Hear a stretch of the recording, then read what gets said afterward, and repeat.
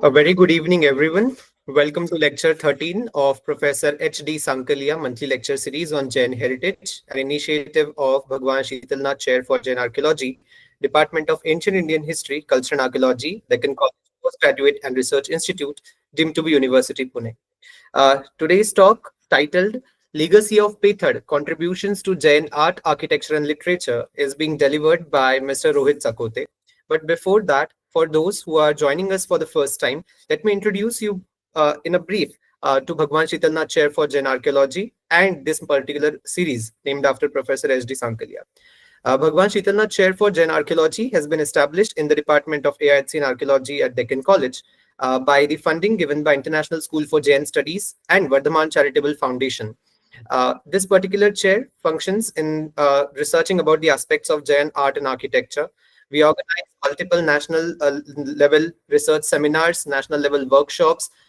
There are also some projects on bibliography and documentation of specific Jain heritage sites like Muktagiri, Devgiri, Anjaneri, Kolhapur, and so on and so forth. We also organize intercollegiate quiz competitions, and this particular series is one of the few series that we have. We also have a series on the name of Professor S.B. Dev, Professor M.A. Dhaki, and this particular lecture series is held every month free of cost for the spread and dissemination of awareness on the Jain heritages. This series has been named after Professor S.D. Sankalia to pay tributes to his contribution to not just the field of Jain art and archaeology, but overall the field of archaeology in general. He was the person who, along with Dr. Shobna Gokhale, published an inscription from Pale caves, which started with Namo Arhantanam and established it to be one of the earliest epigraphic evidence of Jainism and its presence in the region of Western Deccan. From that period onwards, we could now archaeologically say that Jainism has a lot of antiquity in the region of Western Deccan. Today's speaker, Mr. Rohit Chakote. Let me introduce you all briefly to Mr. Rohit Chakote. Mr. Rohit Chakote is at present a senior research fellow at the Department of Sanskrit and Prakrit at Savitribai Phule Pune University. He is also the visiting faculty at the same department. He has presented multiple research papers in national and international conferences, and many of his articles are also published in UGC care listed journals. Without any further delay, I would like to invite Mr. Rohit Chakote to give his lecture.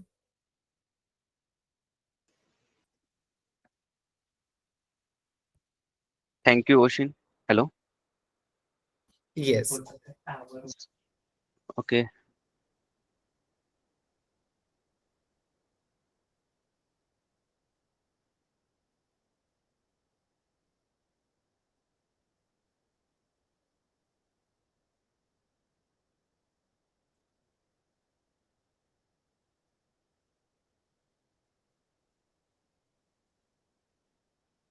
Is it visible? Yes, it is visible. Yes. Okay. Thank you. Good evening and Jai Jinendra.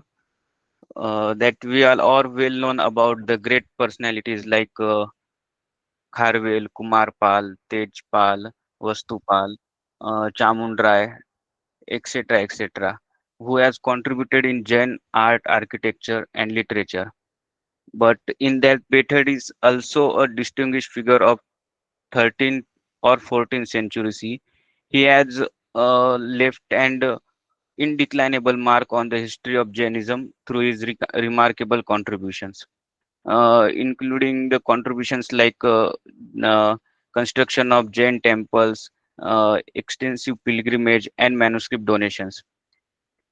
His legacy is celebrated in various historical and literary sources also. But today we have near a half dozen of text and some articles about the method and some video clips and some YouTube videos and some Facebook post also, which told about the Pethar's dedication to the Jainism and its contributions also. So one of the primary source which details Pethar's achievement is Sukrut Sagar, which was authored by Ratnamandan Gani. Ratnamandan Gani was a contemporary and disciple of Ratna Shekhar Suri. He was born either in Vikram Samvat 1457 or 1452, and he received a title of Pandit in 1483 and became Vachak in 1493 and was honored as Suri in 1502. He passed away in 1517. So, uh, he's a Ratnamandan Gani is the author of Sukrut Sagar. He was disciple of Nandi Ratna Gani, and Nandi Ratna Gani is disciple of Ratna Sagar Suri, and Ratna Sagar Suri is disciple of Sundar Suri, and then Som Sundar Suri and Dharma Ghosh Suri. These Dharma Ghosh Suri and Som Sundar Suri are the uh, contemporary of Pethad. So it penned down up to 150 years later to the Ratna Mandangani. So this is important text. Everyone talks about this Sukrit Saga, and the stories and the myth about the Pethers are all from taken from Sukrit Saga. Okay, so other text also talks about the Pethar's life. Uh, in that, the Updesh Tarangi is a text consisting of five tarangas or section. In first taranga, there is a description of five types of donation. Second taranga discusses the benefits of wealth in seven areas, and third section describes method of worship. In that section, in the third section, the story of the Pethad is given, and in second section also there is a story of Pethad, which says his dedication to the worship. And here, this is the screenshot, which is the very famous story, and this story you can find in YouTube and other some reels. So people like this story. When the Pethad was doing worship at his home, that time Jai Singha comes his door and he called him five, six times, but he does not give any answer and not came. So he went inside and saw that Peter is in the worship, and so he started offering flowers with the Pethada, but he was doing wrongly. That time Peter saw him, and by seeing the king, he standed. But the king get pleased by seeing his worship and says that even there is a much important work, you don't come and uh, do not leave your worship. So this was the very famous story about the Pethar and his dedication to the worship and his concentration. So the Updesh Tarangi also talks about the Pethar, and then Updesh Saptati. Updesh Saptati is also written by Som Dharmagani and also divided into five sections. In the fourth section, they told about the story of the Pethar. Guruvavali is a very important work which is written by Sundar Suri. So the Sundar Suri is a disciple of Som Sundar Suri, and Som Sundar Suri is a contemporary of Pethar. So Guruvavali is a more reliable work which we can use to figure out or investigate the Pethar's life. Okay, so in this text, the description of Dharmaghosh Suri and Som Surde, author gives some information of Pethad and his son. Author cited the Pethad Krut Chaitya Vandan Stuti of Soma Sundar Suri, which is very important, and we will see this Stuti. In that Stuti, they counted 84 temples built by the Pethad. So we will see that in later. And Pethalras also important, but it has only a detailed description of Pethal pilgrimage to the Girnar and Shatrunjay. So it was published in Prachin Gurjar Kavya Sangraha, but it was published as incomplete. So we have not such more information about his pilgrimage, and but we found some manuscript in LD Institute and other institute. We have to see that the manuscript is complete or incomplete. So in that we can find the route of the method where he go for the pilgrimage to the Girnar, and from where he go to the Girnar and Shatrunjay. So Pethadras also important. It gives also some details about Pethad. So Updeshar is written by Kulsagar Gani and also provides reliable information about the Pethada. Okay, now we see the story of the Pethad according to the Sukrut Saga. So it was very famous story, and many author and many poet also says about this story. So in the town of the Nanduri, there lived a poor merchant named Deda. Once day, Deda's life took a turn when he met a sage who gave him the secret of Swarnaras. Swarnaras is a magical substance that could turn any metal into gold. With this secret, Deda quickly became wealthy, and his life turned poverty into luxury. He becomes known for his helpful nature. However, Deda's sudden wealth makes some people jealous, and they reported him to the king. When Deda was asked by the king, he denied having a special wealth. But the king was suspicious and ordered Deda to be imprisoned. Deda's clever servant informed Deda's wife Vimala Devi, who quickly took their most valuable items and fled. When the king's men searched the Deda's house, they found nothing. While in prison, Deda prayed to the Stambhan Parshvanath, promising to offer ornaments if he was released. And miraculously, he was freed and reunited with his wife. They left Manduri and moved to Vidyanagar, which is today's Bijapur or Bijanagar, Vidyanagar or Bijapur, where they fulfilled their vow by decorating the shrine of the Stambhan Parshvanath. The couple the couple then moved to the Devgiri, where Deda used his wealth to build religious retreat to earn the spiritual blessings. Soon after, they blessed with the son, Pethad, who was later married a woman named Parthmani. So Deda's wife passed away, leaving behind the secret of Swarna Siddhi, the method of making gold to the Pethad. So but the Pethad was unable to use this secret successfully, and then he became poor. So when at that times the teacher or a guru of Dharma Goshuri visited the town, Pethad asked him for advice, and teacher told him to focus religious practices instead of wealth, and Pethar followed his advice. And that time in the Updesh Sar and Updesh Saptati, at that time Pethar also take a vow to limit his desires or to minimalize his income also. So he minimalized his income into 5 lakhs. 5 lakhs of tanka or other some currency, but he minimalized his income up to 5 lakhs. And he moved to the Malwa or Mandapgarh for the trade, and he set up a shop near a royal palace where he brought a magical pot of ghee that never emptied. In that pot there is a creeper. Because of that creeper, the pot will never empty. This helped Pethad regain his wealth. However, when king's maid come to buy ghee, Pethar's son Janjana refused, thinking it was inappropriate to the king to buy from a merchant. The king was initially angry, but the Janjan wise explanation pleased him, and Pethada was appointed as a minister. Later, the king of Kanyakubja wanted to marry his daughter to the king Jaisimha Deva of Malwa, and at that time, he helped.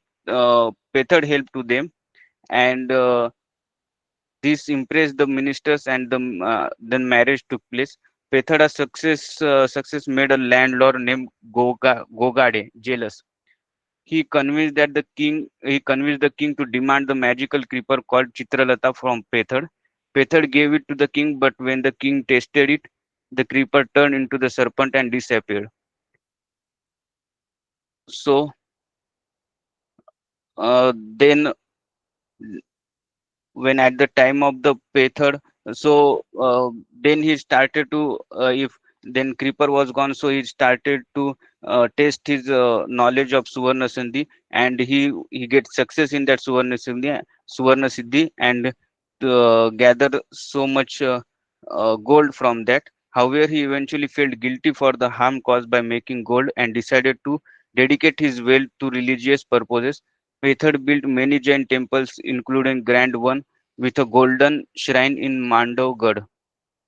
He also made a temple in Devgiri where he cleverly secured land by tricking a greedy minister into thinking he has funded a charity. Although a local Brahmins tried to stop him, Pethada outsmarted them and successfully completed the temple.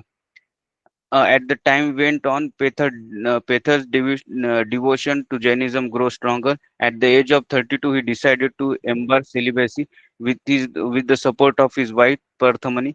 Pethar, Pethar's transformation from a wealthy merchant toward devout man shows his deep commitment to his faith, leaving a legacy of religious devotion and charity. So this is the story, and there are sorry.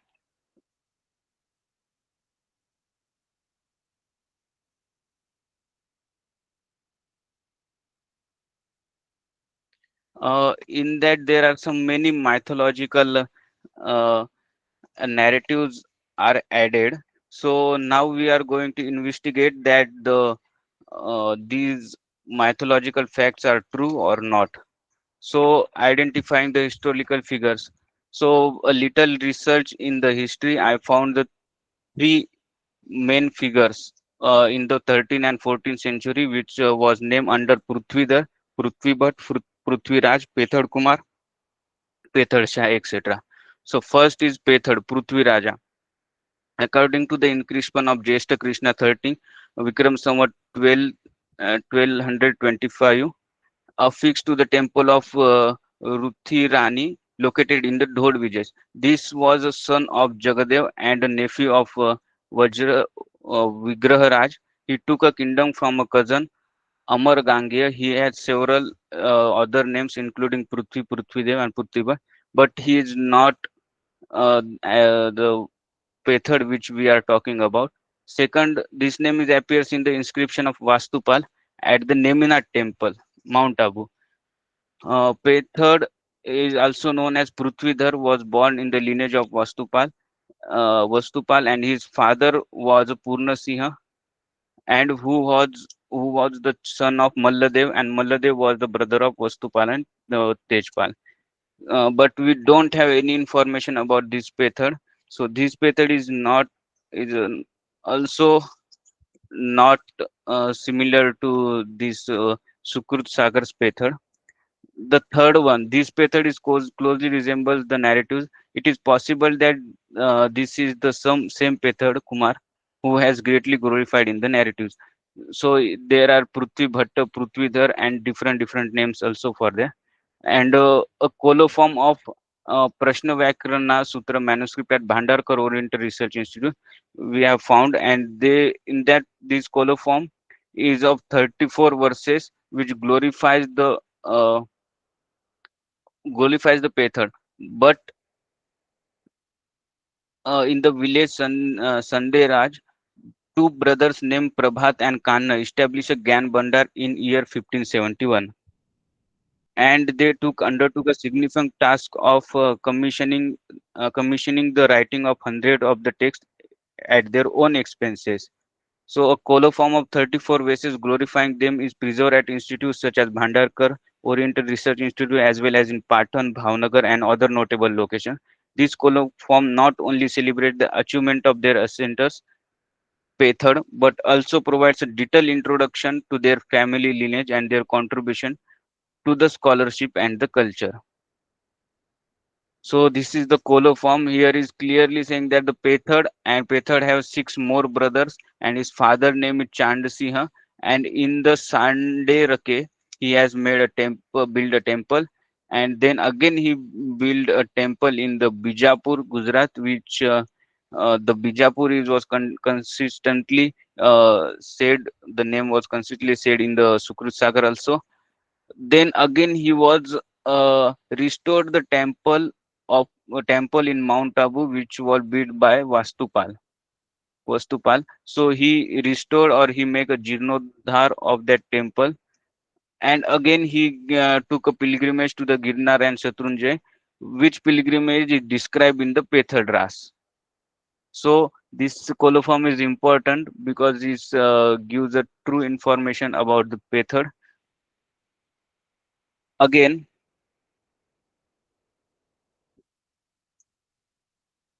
huh, okay. So this is again one of evidence which for the temple built restoration of the Nemina temple at Mount Abu. So this inscription is from the pillar of Nemina Jain Mandir of Mount Abu, mentions the restoration of the temple by Pethad. This inscription is as follow that it clearly mentions the restoration. So again another inscription was found at Vimalnath temple in the Girnar, reveals that the Pethad attained the religious knowledge from the Ratnakarsuri.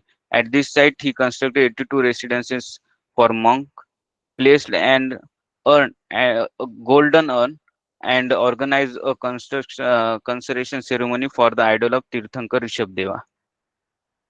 So this is a screenshot of Pethadras.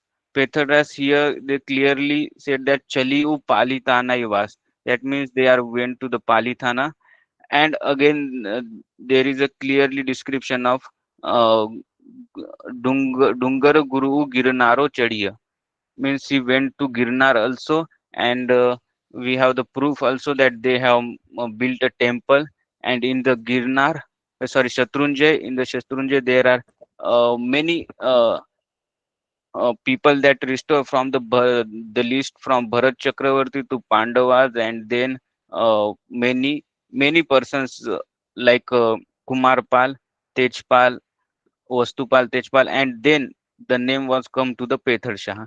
So here also they have written that the Pethad Shah has built the temple, and they are saying the five Pandavas temple is also made by the Pethad Shah, but it does not. We have don't not does not any proof that which temple was built by Pethad Shah, but the Pethad Shah definitely built a temple there. So. um Again, this is the lineage of the Pethod, which was found in the coloform, which I have said, and again in the coloform of Bhagavati Sutra manuscript, which is stored in the Patan, Gnan Bhandar of Patan.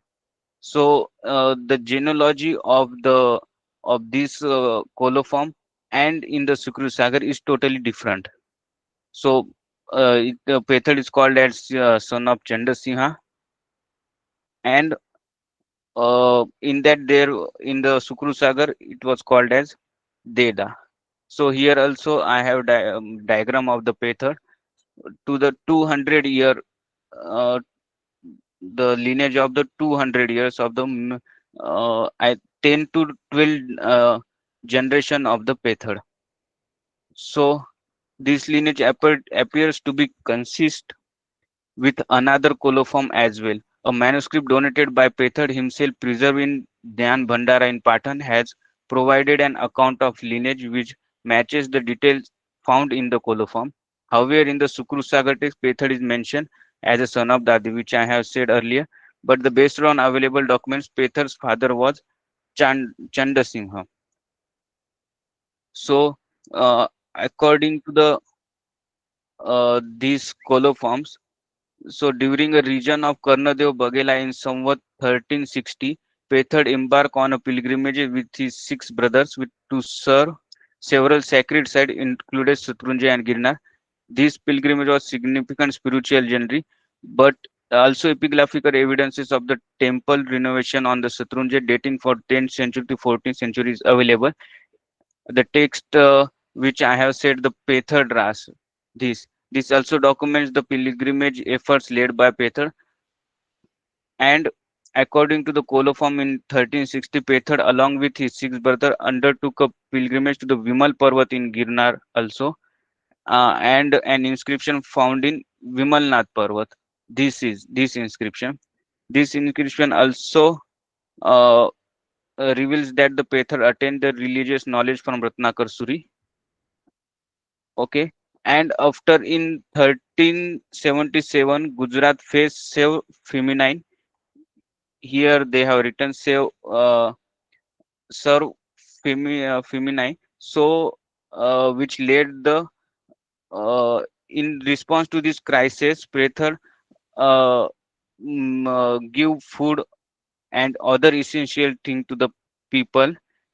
So it says it shows that his dedication or helpful nature to the all. So interestingly, one of the uh, in the Aburd in the book Aburd Prachin Jain Lake Sandeh, Jayant Vijay considered the Pethad Shah of the Sanderak and the Pethad Shah of Mandavgarh to be different individuals. And Muni Raj Vishal Vijayji also in his article, Sanderakna Pethad Shah also treat them distinct individual based on these available coloforms. It is true that the genealogies mentioned in the coloform not match with the genealogy of Pethad found in the Sukrut Sagar. However, their deeds ally similar. By reading uh, both Jayanti Vijayji and Vishal Vijayji, it seems like that the base of considering the Pethad Shah of Sanderak and Mandapgarh as a distinct lie only in their different genealogy and their connection to the separate villages. But however, based on my study, I believe that those Pethad are same individual because a strong piece of evidence for this coloform of manuscript of Bhagavati Sutra found in Jain and Bandara of Patan, which reveals that the Pethar lineage as a son of Chandrasingha and a resident of Vidyapura. And this Vidyapura is mentioned in the Vidyapur or Bijapur is mentioned in Sukrut Sagar also, where they say that the Deda, who is the father of Pethar, was fled from the prison and reunited with the wife in Vijapur, and they made a temple also in the Vijapur. So this Vijapur is also uh, important because both Pethars are came from the Vijapur. So again, the this manuscript, the coloform of this manuscript is commissioned by the Pethar and given to the Som Tilak Suri. You can see here, Addeham Vijapure Som Tilak Suri bhi. So is commissioned by the Pethad and given to the Som Tilak Suripi and Bhagavati Sutra Pustak Vyakhyatam, and he had given the lectures on the Som Tilak Suri given the lectures on that manuscript. So the Som Tilak Suri uh, in his Prithvidhara Sadhukrut Charita Sutra referred Pethad as being from Mandapgarh, and there is a mention of 87 temples constructed by him as similar to the Sukri Sagar. Sukri Sagar says there is 84, but in uh, in that text there is a 78 temples which was published in the Guruvavali, and Updeshara and Updesh Saptati and Updeshara both describe Pethad as a resistant of the Bijapur. The differences in the name within the genealogies are noted, but this alone should not be served as a basis of the considering them as a different individuals. So because this Somtilak Suri is a contemporary of contemporary of Pethad, and Pethad giving donating a manuscript to the Somtilak Suri, and he is writing that Pethad is from the Mandapgarh and he has built 84 temple. So the Somtilak Suri is the uh, main middle thing that we connect the Pethad and Pethad from the Sukru Sagar and Pethad from this coloform. So again, okay, yes. The interesting twist and interesting inscription I have found that it is a important twist that the uh, inscription from Anauda stone inscription from Patan, dated somewhat 1348. This inscription designates Pethad as a Amatya of Sarangdev and refers to Jhanjan, which is a son of the Pethad, as a Samant. But in all the narratives, as a Sukru Sagar and other, their Pethad is said to be as a minister of Jai Simha of the Mandapgarh. But here it clearly said that he is a Amatya of Sarangdev. How it possible? So in Updesh Sar, And Updesh Satiti Pethad is also clearly identified as a minister of Sarangdev. Here you can see Kramat Sarangdevasya Ragyo Mantri Padam Dado, means he has got minister. He becomes a minister in the Sarangdevasya in the assigned as a minister under Sarangdev.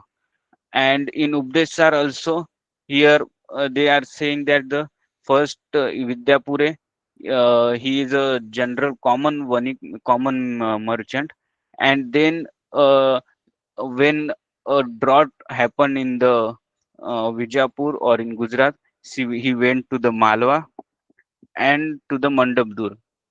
And at the primary stage in the Mandap Durga, he was only a Lavan Matra Vikreta. Means he sold only salt there, and then by step, he become Kramena sa Sarang Deva Ragyo Mantri Jata. By step, he become a king, become a minister in the under the Sarang Deva. Okay, so it is a very important that it's saying this inscription says that it is mantri or the minister of the Sarangdev, not of the Jai Simha. Again, Updesh Sar provides an important information about in the Sukrut Sagar or other texts says that the reason of the Pethad wells is he has a like mythologically he has a method or he has formula to make gold, but not. Updesh Sar gives a clear information that when some significant details that with the available information and inscription, according to it, the Pethad was initially resident of Vidyadhar, and from where, with the blessings of Dharma Gosuri, traveled to the Malwa for trade. It also stated that he has got 192 gold Gadyana, because when he was in Malwa and King Sarangdev come to the Malwa, he arranged a grand welcome ceremony of the Sarangdev, and Sarangdev get pleased and he give 1,444 towns to collect the revenue from this town. So uh, from that revenue, Pethad makes 1,92,000 gold Gadyana. Gadyana is a measure to count gold. One Gadyana is equal to the weight of 32 or 62 gunjas. Gunjas mean berries. So they are equal to. So from that he would have earned 964 manas of gold annually. So it was clear that it clears that the Pethad had does not any type of method or any type of formula to make gold, but Sarangdev have give the 1,444 towns to collect the revenue, and from that revenue he becomes the wealthy. So it also mentions that Petar built 84 temples with Koti Koti Jinalaya being the most prominent among them. Additionally, he established 7 Poshatsalas. Poshatsalas means Gyan Bhandaras, where the manuscripts was stored. So we have found that the many descriptions, divergence can be attributed to the several factors. First one is exaggeration in the Puranas. The Puranas are known for their dramatic and often idealized narratives. They may include the excretions or mythological elements that transform historical figures into legendary heroes, making it challenging to reconcile these accounts with the historical evidences.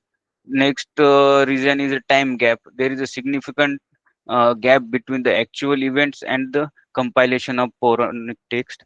This is a gap often leads to the distortion of the historical fact, and the stories are passed away through the generation. Again, the variations in historical records. Historical records are incomplete or fragmented, leading to the partial or inaccurate res- representations of the figures from the past.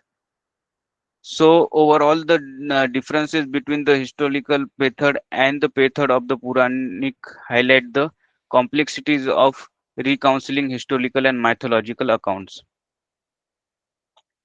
Again, so we have that which I have mentioned takes the Gurvavali. In that Gurvavali, Sundar Suri mentions Sundar Suri add one uh, stuti made by Som Sundar Soni. This stuti is called a Pethad Krut Chaitya Stuti. In that stuti, Pethad the Som Sundar Suri, which is a contemporary of Pethad, mentions the 84 temples built by the Pethad. Okay, this stuti is written by the same. I can see you here also. You can see iti Prithvidar Sadhukari Chaitya Stotram Kavyam Pujya Shri Som Tilak Surikrutam. In that I have make the names of the temple and the place where he has built the temple. So there is a 78 names I have found in, but I have found the manuscript of this stuti also in the LD Institute Ahmedabad. So here it is clearly said that iti pethad karita 84 prasadam sankhyastavana Krutam Sankhyastavanam Krutam Shri Somatilak Suribhi means in that there is a no 78 but 84 temples should be there, but I have found 78 names in that. So this Somtilak Suri is the contemporary of Pethad. You can see in that manuscript which is handed over by Peter to the Somtilak Suribi. संवत 1353 वर्षे अध्याय है विजापुरे सोमतिलक सुरीभी व्याख्याता means it was commissioned by the Pethad and was given lecture of that manuscript by the Somtilak Suribi. So Somtilak Suri is very important to understand the Pethad, and he has make a stavan or stuti of the temples which was built by Pethad. So there are many temples, Mandapgad, some of the names which can today also we can identify like Khandoha is Nagpura, Darbhavatipura, and many others names at Darbhag which is near in the uh, Gujarat, ठीक है, near in Baroda. So these many name should be recognized. So this tuti is very important, which clearly identifies the temples which was built by the Pethar. One of the important uh, temple which built by Pethar, the Updesh Tarangini provides a high significant account of the temple which built by the Pethar in Devgiri. According to it, the Pethar's father was constructed a Pothar Shala named Kumkum Lok Shala. We don't know about it, but in addition to the Pethad himself built a temple there in the Samvat 1353, which was a two hands shorter than the Rudra Mahalaya. We don't know what is Rudra Mahalaya, but it was only two hands shorter than the Rudra Mahalaya, and the location was called as Saru Are Ghat at that time in the Devgiri. So at this temple, Pethad installed an 83 angul tall idol of Lord Mahavira. Okay, so here the screenshot of the text which clearly mentions that the Pethad has built a temple in the Devgiri. Uh, Sukrut Sagar also mentions that and this is the uh, photo of Bharat Mata Mandir, which was taken by Oshin, and Oshin has done lot of work on this site, and he has article. He has published an article also there, so you can see that article also. So there is and in front of that Bharat Mata Mandir, there is a Saraswati Kunda or Saraswati Tala. So we can say that the place called as Saruware Ghat because there is a Kunda, and in the Updesh Tarangi they say that the water of that Sarovar or water of that pond is very sweet. So in the whole Devgiri, there is only one pond that there were sweet water. Other all in all Devgiri there were salty water. So this is very important evidence we have. Okay.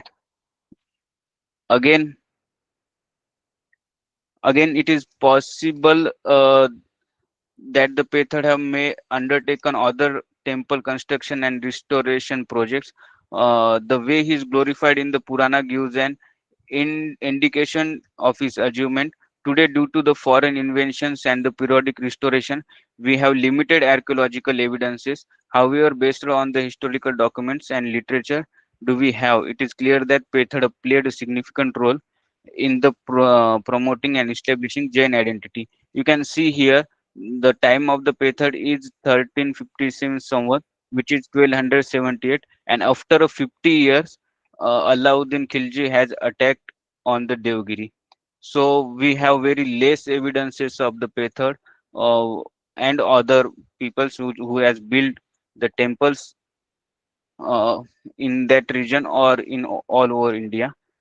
So the conclusion is that the Pethod is very studying the historical and literature around the Pethod show us a figure who was genuinely important. Even through many stories about him later become mixed with the myth, but the Puranas give a polished and ideal image of his life, but the inscription and the historical records tell us that he truly played a major role in the building Jain temples and restoring the religious site.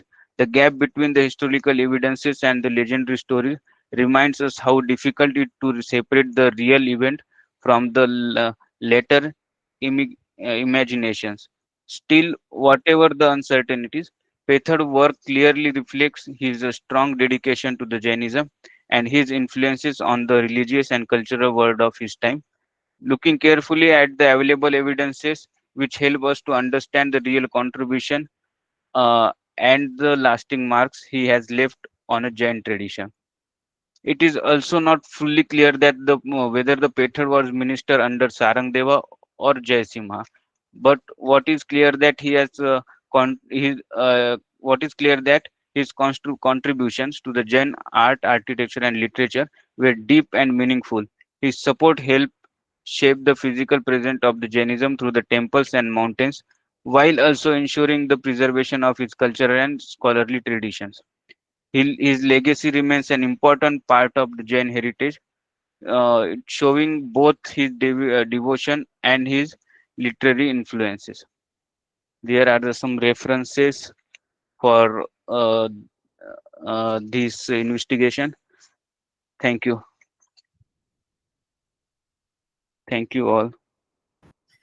Thank you very much, Rohit. The lecture was very informative, and I'm very sure that the participants may have understood the kind of meticulous work that one needs to do whenever a person is doing analysis from textual sources. Because one cannot just rely on one particular source, but one has to also cross check it multiple times. Because, as we are aware, that we cannot take the textual sources for their face value, we have to critically analyze them, and you have wonderfully done it by cross referencing through multiple texts instead of just taking reference from one particular one. The session is now open for questions and answers. If anybody has any question, they can type the question in the chat box for a smooth functioning.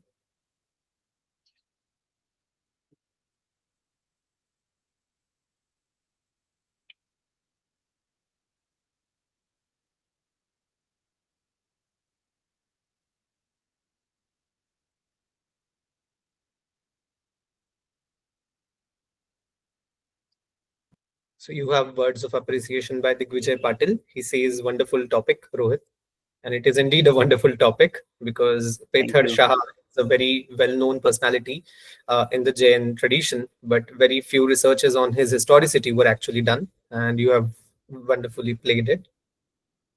It seems that there are no further questions as such, so I request Dhananjay Khandare, who is the research assistant of Bhagwan Sheetalnath Chair for Jain Archaeology, to kindly give the vote of thanks.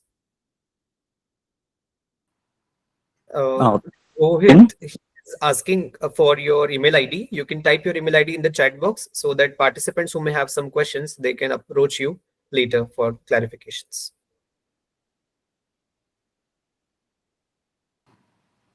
Thank you, Oshin. Uh, on behalf of Bhagwan Shitalnath Chair for Jain Archaeology, I extend my heartfelt gratitude to Sri Rohit Chakote for delivering such a detailed and insightful lecture on the legacy of Pethada. My sincere thanks also go to our esteemed guests and dignitaries, Dr. Pawan Jain Madam, Dr. Manjiri Bhalerao Madam, Dr. Rupesh Matkar Sir, Sadhvi Dr. Pratibha Shri Prachiji, Dr. Sabyasachi Banerjee, Dr. Shailesh Shinde. I also thank all attendees, participants, and well-wishers who joined us today and made this event truly meaningful. Your engagement and interest motivate us to continue organizing such enriching sessions. Thank you once again to everyone for contributing to the success of this gathering. Thank you so much. Thank you Thank very you. much. Thank you. Thank you, Oshin and Ganvir sir, to give me a chance. Okay. Thank Thank you, you, Rohit. sir.